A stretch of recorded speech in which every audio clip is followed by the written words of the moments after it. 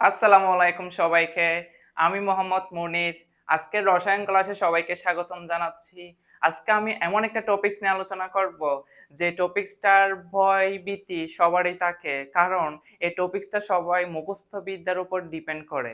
আমি আজকে চেষ্টা করব তুমি মুখস্থ বিদ্যা না করে আজকে কিভাবে ট্রিক্সে তুমি মনে রাখবা। আজকের টপিকসটা হচ্ছে পারমাণবিক ভর সংখ্যা মনে রাখার উপায়। খুব সহজে আমরা পারমাণবিক ভর সংখ্যা মুখস্থ না করে কিভাবে মনে রাখবো, আজকের ক্লাসে এই বিষয় নিয়ে আলোচনা করা হবে।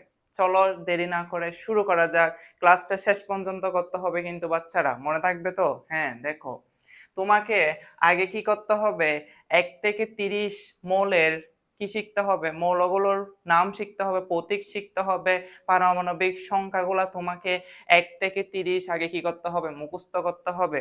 কি বলছি বুঝতেছো? তারপর তোমার পারমাণবিক ভর সংখ্যা একদম হাতের তুড়ি দিয়ে তুমি সলভ করতে পারবা। বোঝা যাচ্ছে?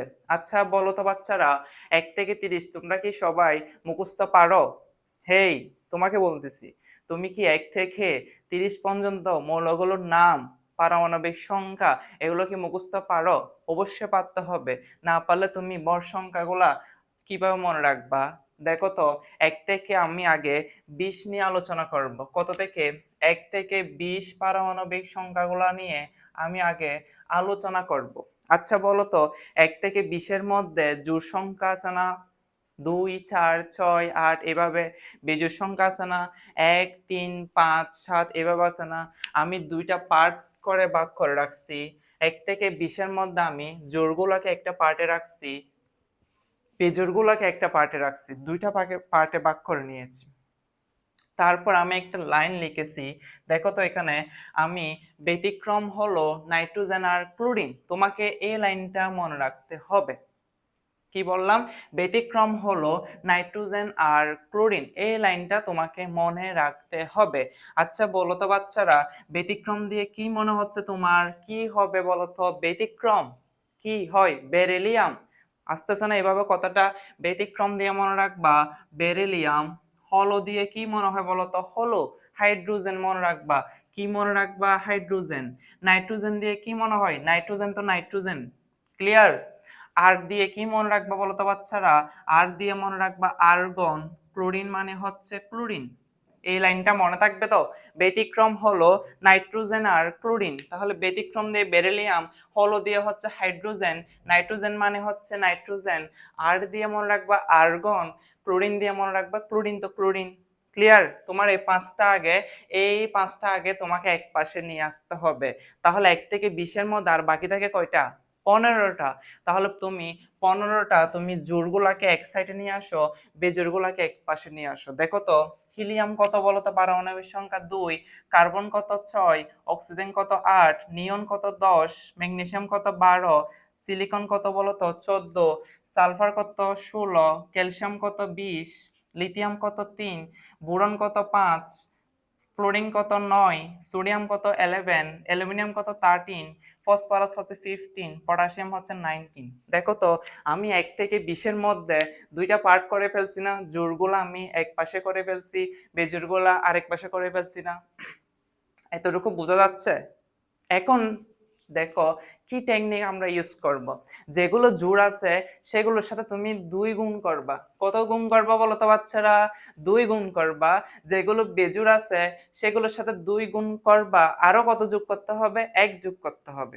ঠান্ডা মাথায় ভাবো, তুমি জোড় হলেও গুণ 2 করবা, বেজোড় হলেও কিন্তু গুণ 2 করতে হবে। কিন্তু বেজোড় হলে তোমাকে আরেকটা এক্সট্রা কাজ করতে হবে, সেটা হচ্ছে গুণ করার পর আরো 1 যোগ করতে হবে।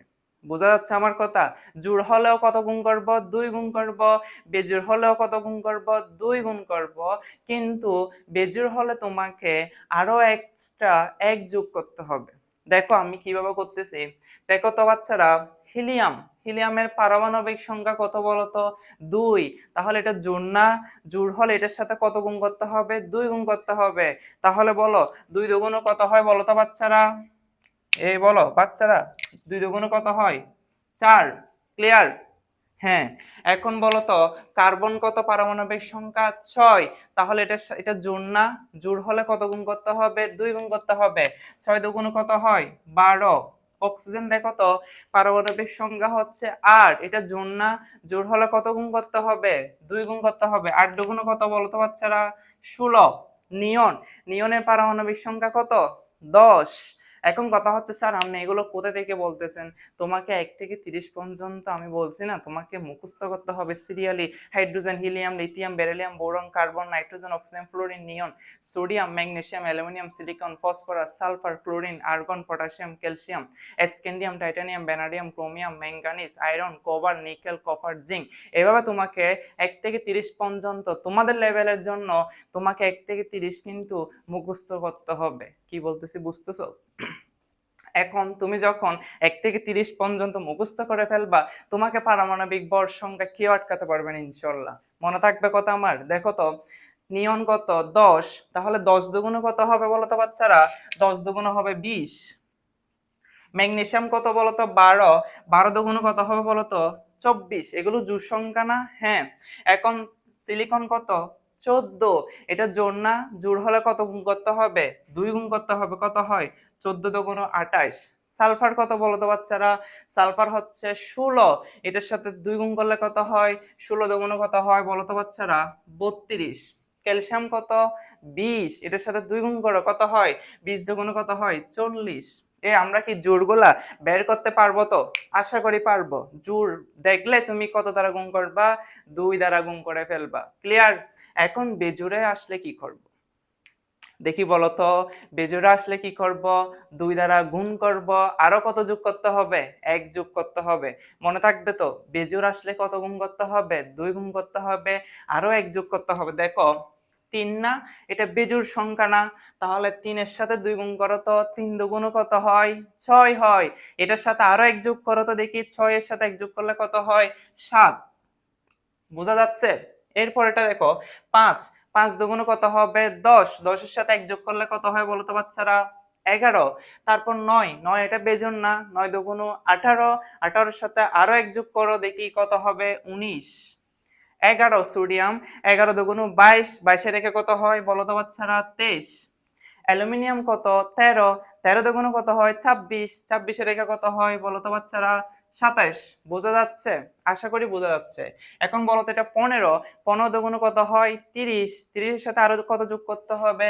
1 যোগ করতে হবে। কত হবে? 31। পটাশিয়াম 19। 19 দুগুণ কত হয়? 38। 38 এর সাথে 1 যোগ করলে কত হয় বলো তো বাচ্চারা? 39। আমাদের কাজ কিন্তু প্রায় শেষের দিকে। আমরা কিন্তু 15টা কিন্তু কমপ্লিট করে ফেলছি। এখন আমাদের 5টা একটু কষ্ট করে মনে রাখতে হবে। আমি এই 5টা মনে রাখার জন্য তোমাকে একটা লাইন বললাম, সবার পরিচিত লাইন। ব্যতিক্রম হলো নাইট্রোজেন আর ক্লোরিন। ব্যতিক্রম দিয়ে কি মনে রাখবা? বেরিলিয়াম। হলো দিয়ে হচ্ছে হাইড্রোজেন। তোমার লেখার মধ্যে কিন্তু ব্যতিক্রম লেখাটা আছে না? দেখো তো। তাহলে তোমাকে বুঝে নিতে হবে এইগুলা হচ্ছে ব্যতিক্রম। তোমার লাইনটাই শুরু হচ্ছে ব্যতিক্রম দিয়ে, তাহলে তোমার কি মাইন্ডে সেট হবে না যে এগুলাই ব্যতিক্রম? বোঝা যাচ্ছে আমার কথা? তাহলে ব্যতিক্রম মানে বেরিলিয়াম, হলো দিয়ে হচ্ছে হাইড্রোজেন, নাইট্রোজেন তো নাইট্রোজেনেই, আর দিয়ে হচ্ছে আর্গন, ক্লোরিন দিয়ে ক্লোরিন। দেখো তো, বলো তো বাচ্চারা, বেরিলিয়াম কত?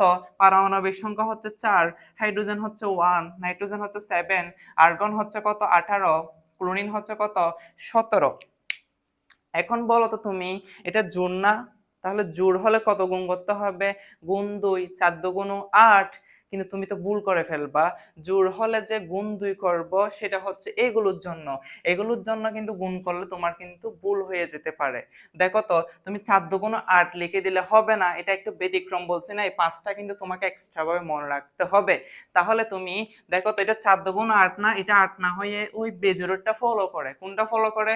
বেজোড়। 4 দুগুণ 8, 8 একে 9 হয়ে যায়। ক্লিয়ার? বেজোড়টা ফলো করে। আর হাইড্রোজেন হচ্ছে নিজে একাই 100।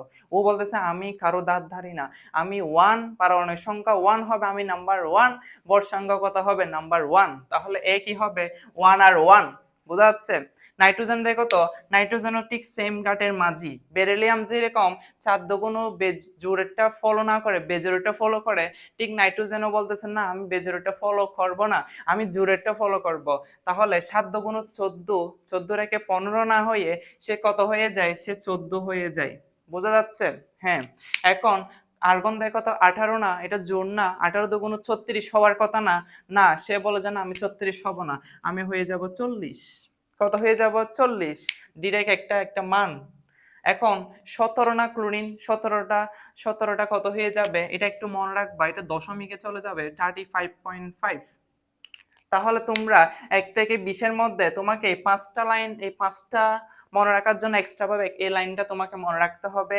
আর 15টা তুমি কি করতে পারবা? জোড় হলে গুণ 2, বেজোড় হলে গুণ 2 যোগ 1, এই টেকনিকটা ফলো করলে 1 থেকে 20 কিন্তু তোমার কি হয়ে যাবে? কমপ্লিট হয়ে যাবে।